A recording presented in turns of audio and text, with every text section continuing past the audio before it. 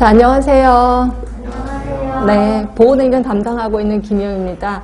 보건행정을 대부분 이렇게 표현하더라고요. 넘을 수 없는 산이라고 표현하더라고요. 근데 세상에 넘을 수 없는 산이 어디 있겠습니까? 시간을 조금만 더 투자하고 조금만 더 노력하면 분명히 넘을 수 있을 거고요.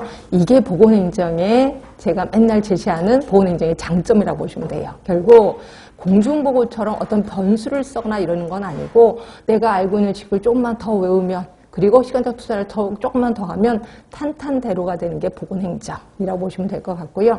우리 지난 8주 동안의 기출문제를 통해서 조금 보건행정의 감은 좀 잡으셨을 거예요. 아, 보건행정 이런 거구나 라고 감을 잡으셨을 거고 요 감을 강화시키기 위해서 이제 모의고사를 접하게 될 겁니다.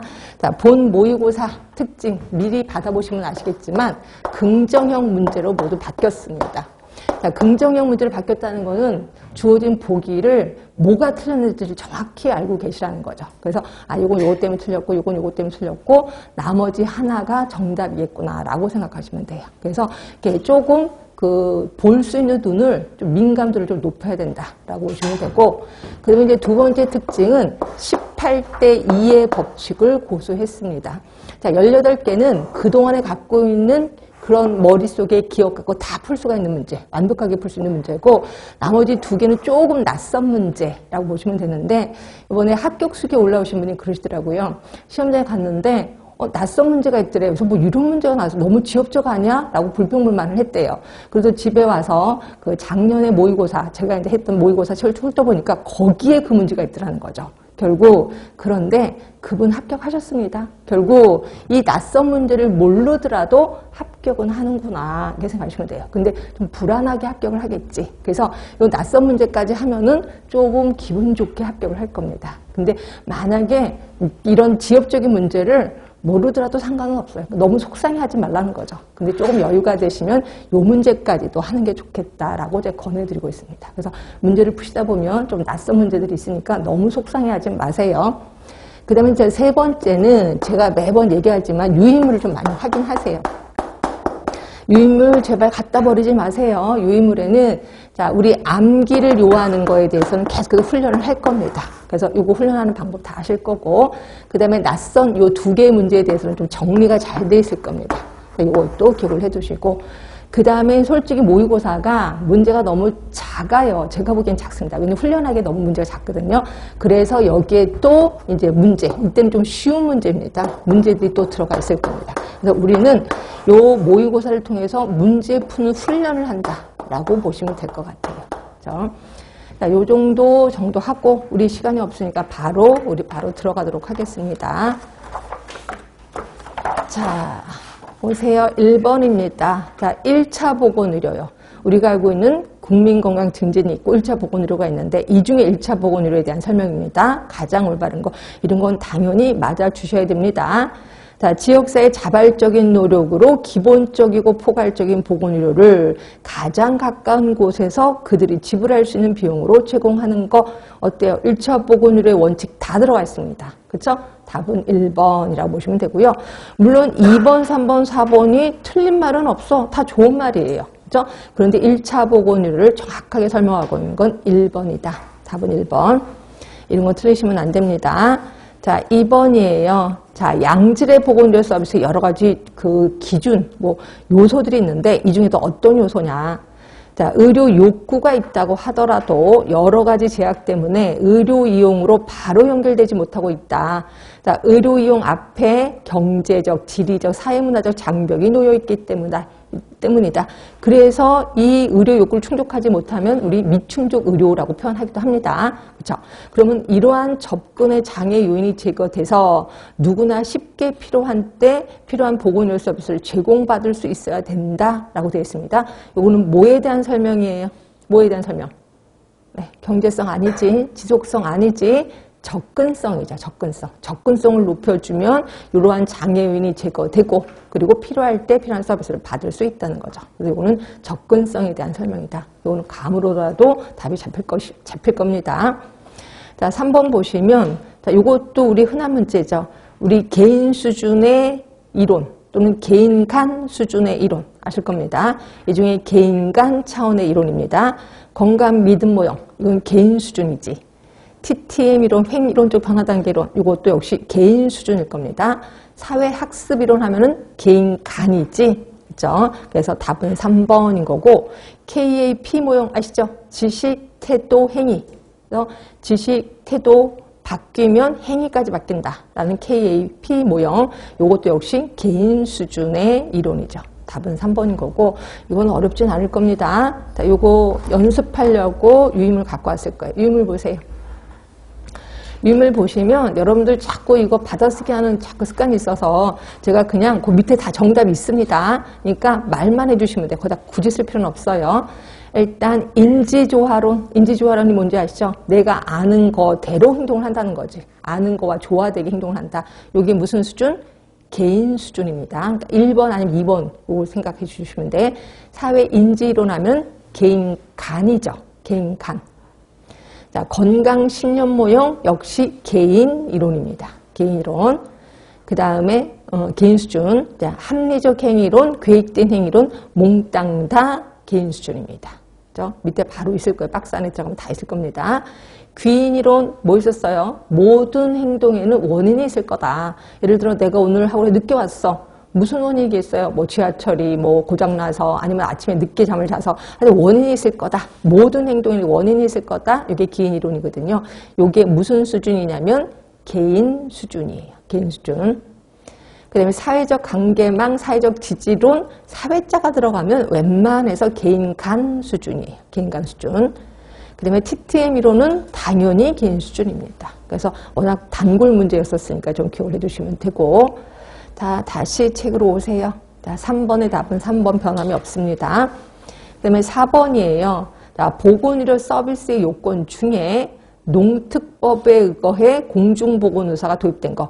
공중보건의사든 보건의료 전담 공무원이든 이건 뭐예요? 그 지역에 가서 하게 되는 거죠. 그럼 이거는 결국 뭐예요? 뭐를 충족시키기 위한 거예요? 접근성을 충족시키기 위한 거지. 답은 1번인 거고 이것도 틀리시면 안 됩니다.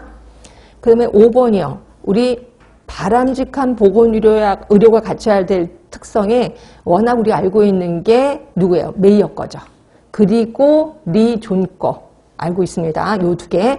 그런데 지금 슬슬 뜨고 있는 게 미국 의학 할리먼이에요. 다른 쪽에서 워낙 유명합니다. 그래서 미국 의학 할리먼도 우리는 외워야 되겠다라고 보시면 되고요. 요거 유임을 잠깐 보겠습니다. 자, 메이어든 리 존이든 다 아실 거고 우리 책에는 미국 의학 할리먼도 역시 제시한 거 있습니다. 요거 어떻게 해서든지 외우셔야 되는데 효과성, 안전성, 환자 중심성, 적시성, 효율성, 형평성입니다. 그렇죠? 이렇게 6가지를 제시했습니다. 자, 그러면 5번의 답은 당연히 환자 중심성이 답이 될 거예요. 답은 4번이라고 보시면 될 것 같고요.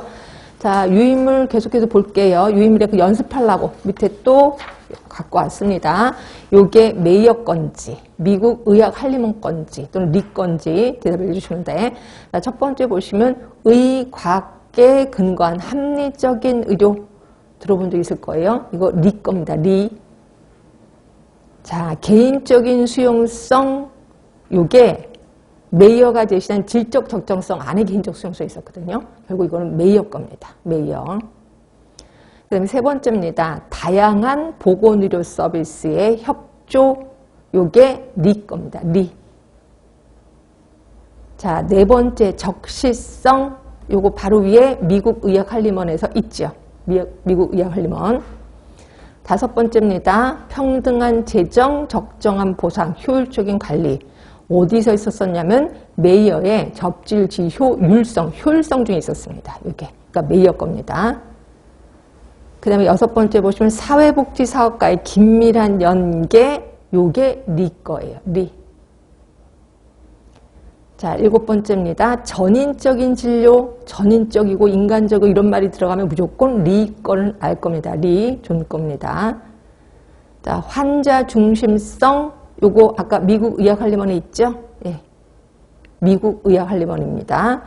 그다음에 개인 중심의 진료, 중점적인 의료 제공, 요거 메이어의 접질 지효의 지속성이 있었습니다. 개인 중심의 진료, 중점적인 의료 제공 있었습니다. 예. 그래서 요거 그러니까 메이어 거, 리 거, 그다음 미국 의학 할리먼까지 3개를 같이 좀 해주시는 게 좋을 것 같고요. 자, 그 다음에 6번 들어갈게요. 의료급여 내용으로 가장 올바른 겁니다. 자, 국민기초생활보장법에 따른 수급자 중에서 65세 이상은 의료급여 2종이 아니라 1종이지. 왜? 근로능력이 없는 분들이잖아요. 그렇죠? 그러니까 기초수급자인데 65세 이상이야. 그러면 이분들은 근로능력이 없기 때문에 1종에 해당이 됩니다. 1번 틀렸고. 자, 보건복지부의 의료급여기금을 설치한다. 혹시 의료급여기금 어디에 설치하는지 아세요? 보건복지부가 아니라 시도에 설치하는 거 아실 거예요. 시도에. 그래서 2번 틀렸고. 그 다음에 재해구호법에 따른 이재민이요. 자, 이재민 의료급여 1종에 속하죠. 이분들은 기초수급자는 아니에요. 국민기초생활보장법에 따른 기초수급자는 아니나 의료급여 1종에 속한다라고 했을 거예요. 그게 이제 유명한 2호부터 9호까지 거기에 해당이 되는 거죠. 지금까지 다 틀렸습니다. 네 번째 보시면 의료급여를 받을 권리는 압류할 수 없다. 아, 이건 압류할 수 없구나. 모르셨다면 좀 기억을 해두셔야 돼. 답은 4번인 거고, 요것도 법을 갖고 왔어요. 유임을 보세요. 자, 유임을 보시면 법 5조에 자, 이 법에 따른 의료급여에 관한 업무는 수급권자의 거주지를 관할하는 시군구청장이 한다. 예, 원래 의료급여는 시군구청장이 하고 있습니다. 자, 그리고 거기 반가로 2번에 보시면 수급권의 보호입니다. 의료급여를 받을 권리는 양도하거나 압류할 수 없다. 분명히 써 있거든요. 자, 그리고 반가로 3번에 의료급여기금이요. 자, 의료급여기금은 시도에 의료급여기금을 설치한다라고 되어 있습니다. 그래서 기금이 시도에 설치한다는 걸 시험 자주 나왔었습니다. 그래서 답은 4번인 거고, 이건 틀리시면 절대로 안 됩니다. 자, 네, 7번이요. 자, 가족계획협회에서 산하제한 캠페인을 벌여서 그 목표를 달성한 이후 미혼모와 아동의 건강 증진을 위한 새로운 목표를 설정했대. 아, 목표를 새로 설정한 거예요. 이미 목표를 달성했기 때문에. 그래서 새로운 목표를 설정하면 이걸 우리 뭐라고 했냐면 목표의 승계라고 표현했죠. 답은 3번인 거고, 이것도 틀리시면 절대로 안 돼요. 이것도 유임을 자, 우리 연습하고 합니다. 목표에 대한 용어 정의가 모두 5개 있었습니다. 목표의 다원화, 비중 변동, 승계, 전환, 확대, 축소 요거 있었습니다. 자, 첫 번째고 밑에 있는 표로 가세요.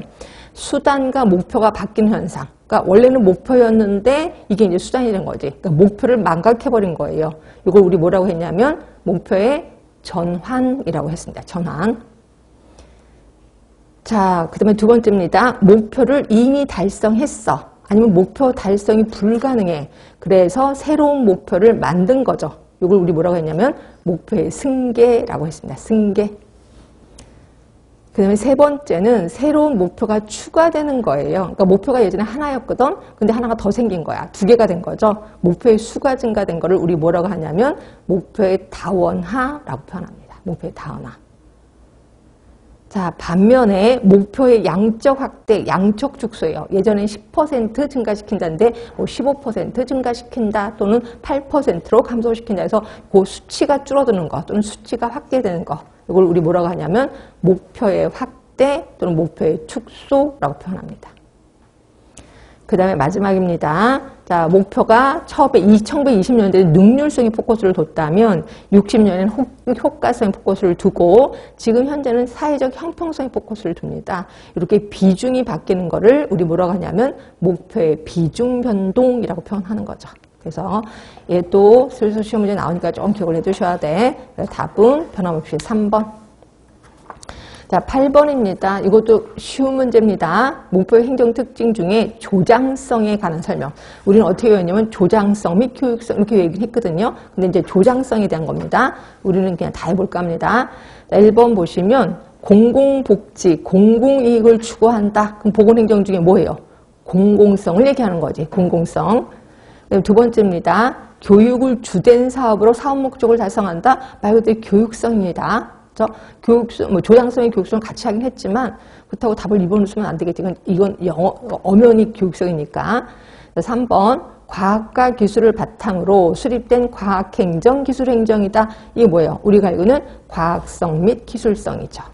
다 틀렸습니다. 자, 4번 지역사회 주민들의 자발적인 참여를 유도한다. 이게 조장성이죠. 그래서 답은 4번이 됩니다. 이것도 쉬운 문제. 자, 9번입니다. 우리 보건의료 자원을 개발하는 거 아시지? 보건의료 자원을 개발할 때 평가 요소가 분명히 있었거든요. 이것도 제가 알기로 2번인가 3번 문제 나왔던 걸로 알고 있습니다. 자, 이 개발 정도를 평가할 때 고려해야 하는 여러 가지 평가 항목이 있는데 이 중에서 질적 수준에 대한 설명을 올바르게 뭐냐 이거죠. 질적 수준. 자, 첫 번째 보시면 보건의료 인력의 주요 기능 수행 능력, 지식 수준, 시설의 규모, 적절 시설 구비 정도. 요게 질적 수준 아니에요? 네. 그래서 답은 1번입니다. 그러면 나머지는요. 자, 2번. 보건의료 자원의 개발이 얼마나 체계적으로 계획, 실행, 관리되었는지를 평가한다. 결국 이거는 계획성이죠. 계획이 얼마나 잘 돼 있느냐. 계획성입니다. 자, 세 번째는 여러 보건의료 자원의 복합적 집합체로서 공급된 보건의료 서비스가 주민들의 필요에 얼마나 적합한가를 나타낸다. 적합한가 뭐예요? 적합성이죠. 적합성. 그 다음에 네 번째는 필요한 보건의료 서비스 제공에 요구되는 자원의 공급에 관한 것으로 흔히 인구당 자원의 양, 그러니까 인구 10만 명당 의사 수, 뭐 이런 식으로 표현한대요. 이게 뭐예요? 양적 공급이죠. 양적 공급. 그래서 답은 1번인 거고, 요것도 유인물이 있습니다. 자, 유인물은 아예 답을 써놨습니다. 거기에 보시면 보이시죠? 흔히 인구당 자원의 양, 요게 이제 양적 공급. 그리고 아까 문제 나왔던 게 요거 두 번째. 보건의료 인력의 주요 기능 수행 능력과 기술 수준, 시설의 규모와 적정성, 시설의 구비 정도. 요게 질적 수준이에요. 질적 수준. 그거 외에 분포의 형평성 있습니다.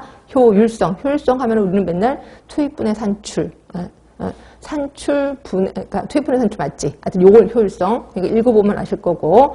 적합성 하면은 주민의 보건의료에 얼마나 적합한가를 나타내는 거. 왜 얼추 감은 잡힐 수 있을 것 같긴 해요. 네, 계획성은 장래에 필요한 보건의료 자원의 종류나 양을 얼마나 체계적 있고 정확하게 계획했는가 알고 있고, 그 다음이 통합성은 자원 개발의 주요 요소인 계획, 실행, 관리 등이 서비스 개발과 얼마나 통합적으로 이루어져 있는가라는 문제예요. 그래서 요 자원의 개발의 7가지 요소, 시험 문제 벌써 2번인가 3번 나왔으니까 좀 기억을 해주시면 돼. 그래서 답은 변함없이 1번이라고 보시면 되고요. 자, 유임을 보는 김에 마저 볼게요. 소득 분배, 소득 재분배 이런 거에 보건행정은 좀 민감할 수밖에 없습니다. 그래서 소득 분배의 불평등도를 나타내는 그 수치들이 몇 개 있거든요. 그 지수들이. 그래서 저는 한 7개를 좀 가르쳐 드릴까 하는데, 이게 그렇게 한 번도 나온 적은 없어요. 근데 이게 좀 나와야 되거든요. 근데 이제 워낙 유명한 게 로렌츠 곡선하고 지니 지수. 얘는 우리 이론서에도 있을 거예요. 로렌츠 곡선 지니 지수가 워낙 유명하니까 얘네들은 좀 알고 계시는 게 좋고, 요거 말고도 10분위 분배율이 있고, 4번에 애킨슨 지수가 있고, 근데 여러분 혹시 엥겔 지수라고 들어보신 적 있으실 거예요. 엥겔 지수에 한번 설명을 드릴 거고, 그 다음에 이제 절대적 빈곤율, 상대적 빈곤율이라고 있는데, 요게 제가 알기로 기출문제 중에 보기 중에 한번 시험에 나온 적 있었을 거예요.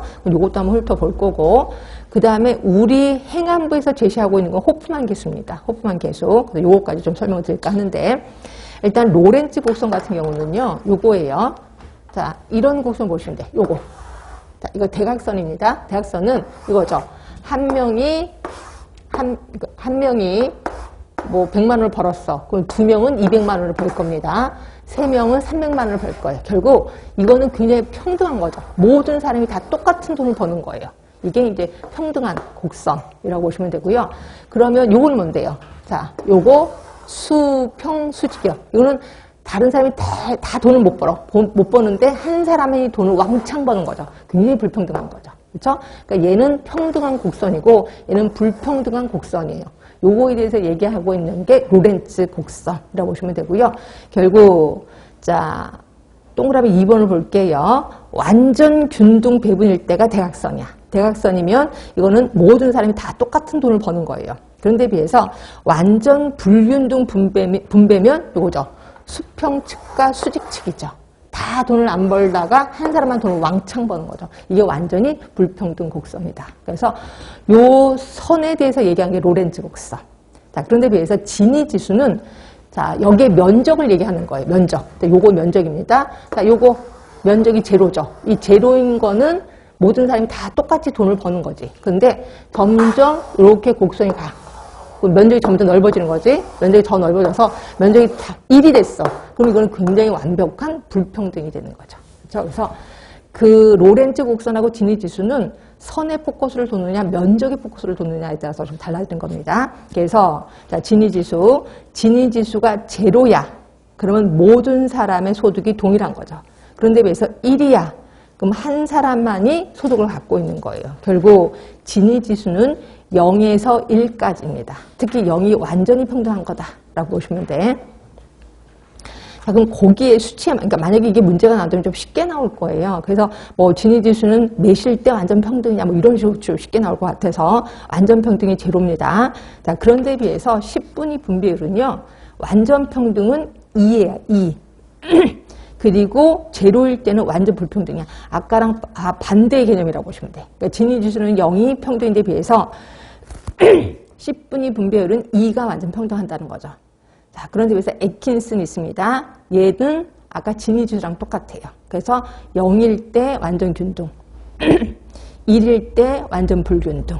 이게 애킨슨입니다. 그러니까 지니 지수하고 애킨슨은 똑같습니다. 똑같은 수치가 주는 의미가 똑같다는 거죠. 자, 그런데 비해서 엥겔 지수, 요거는 여러분들 혹시 고등학교 다니셨을 때 배우지 않았을려나 모르겠습니다. 자, 가계의 총 소비 지출 중에서 식료품 비로 쓴 비율을 얘기를 해요. 결국 소득이 낮을수록 엥겔 지수는 높아져. 그러니까 소득이 낮을수록 먹고 사는 식료품비에 돈을 많이 쓴다는 거죠. 그래서 특히 소득 하위 20%에 해당되는 사람들의 엥겔 지수 증감을 보게 된다. 그러니까 대부분 못 사는 사람들이 식료품비로 돈을 많이 쓰게 된다는 거죠. 그래서 이 기준이 엥겔 지수가 50% 이상이야. 후진국이라고 얘기를 하고 있습니다. 그리고 20% 이하야. 20% 이하, 선진국이라고 얘기를 하고 있습니다. 그리고 그 사이에 끼면은 개도국이라고 간주하고 있다. 그래서 이 엥겔 지수입니다. 그다음에 이제 상대적 빈곤율을 얘기할 건데, 요거는 이제 우리 시험 중에 보기 중에 나왔다라고 했으니까 언젠가 또 나올 겁니다. 자, 절대적 빈곤은 뭐냐면 생존과 관련된 거예요. 그러니까 절대적 빈곤자야. 그럼 나 먹을 것도 없는 거예요. 죽을 수밖에 없는 거죠. 그걸 얘기하는데, 상대적 빈곤율은 빈부격차에 관련된 부분이에요. 그래서 중위소득, 그러니까 소득 순으로 이렇게 인구를 쭉 나눠. 제일 돈 못 버는 사람, 제일 많이 버는 사람, 이걸 쭉 일렬을 이렇게 세워놨을 때 중간에 속하는 사람들, 중위소득이라고 합니다. 중위소득을 기준으로 중위소득의 절반 이하로 소득을 올리는 사람의 비율, 그러니까 중간도 돈을 못 벌고 있는 사람이야. 그런 사람들의 비율을 우리는 상대적 빈곤율이라고 하는 거고요. 자, 우리나라 상대적 빈곤율을 20%라고 하는데 정확히 따지면 15.3%입니다. 우리나라 상대적 빈곤율이 15.3인데 그럼 이게 높은지 낮은지 잘 모르겠어요. 자, 요거 조금만 비교를 할게요. 미국 같은 경우가 좀 높아요. 16.6입니다. 그러니까 미국 같은 경우는 잘 사는 사람하고 못 사는 사람 엄청 많잖아요. 흑인들은 되게 못 살잖아요. 미국보다 우리는 좀 낮아요. 그렇죠? 그나마 낮습니다. 근데 요게 핀란드 같은 경우는 5.7%입니다. 5.7%. 그러니까 상대적 빈곤율이 되게 낮다는 거죠. 그렇죠? 이게 뭔 소리냐면 그러니까 15.3, 20이라고 잡는다면 10명 중에 2명이 나는 가난하다라고 느낀다는 거예요. 그렇죠? 그러면 여기 핀란드 같은 경우는요. 10명 중에 0.5명이 가난하다라고 느낀다는 거예요. 그러니까 상대적 빈곤율이 되게 낮은 거죠. 근데 우리나라는 다른 데 높은 거예요. 상대적 빈곤율이. 그렇게 알고 계시면 되고요. 그러니까 미국이랑 거의 비슷해요. 상대적 빈곤율이. 그래서 요거. 그 다음에 호프만 계수. 요거는 이제 행안부에서 제시를 하고 있기 때문에 그냥 호프만 계수가 그것만 알아두시면 돼요. 그러니까 아까 말한 대로 소득 분배, 그러니까 소득 불평등에 대한 지수가 호프만 계수도 있구나. 이렇게 알고 계시면 됩니다. 네. 그래서 지금 소득 분배 불평등에 대한 지수가 한 번도 시험 문제 안 나왔다는 것만 기억해 주시면 되고 이게 나올 확률이 점점 높아집니다. 그러니까 여러분 로렌츠 곡선 지니 지수 요 두 개만 좀 기억을 해 주시고 또 하나 기억을 해 주신다면 상대적 빈곤율 이것도 시험 문제 나왔으니까 좀 기억을 해 주시고 그 다음에 행안부에서는 호프만 계수 그렇게만 알고 계시면 되고요. 자, 그러면 문제 들어갈게요. 10번입니다. 자, 소득이 어느 정도 균등하게 분배되는가를 나타내는 지표로 0과 1 사이의 값을 갖는다. 자, 다음 중 0에 가까울수록 소득 분배의 불평등도가 낮다는 것을 뜻하는 거. 그럼 0이면, 그러니까 소득 분배의 불평등 정도가 낮으니까 평등한 거죠. 그럼 이게 뭐였었어요? 진위계수였죠. 아까 진위계수는 0에서 1 사이의 값을 갖는다 그랬거든요. 그래서 답은 4번인 거고, 솔직히 엠키슨도 마찬가지입니다. 근데 엠키슨은 그렇게 시험에 나올 확률이 없어서 저는 그 진위계수, 답은 4번이라고 보시면 돼요.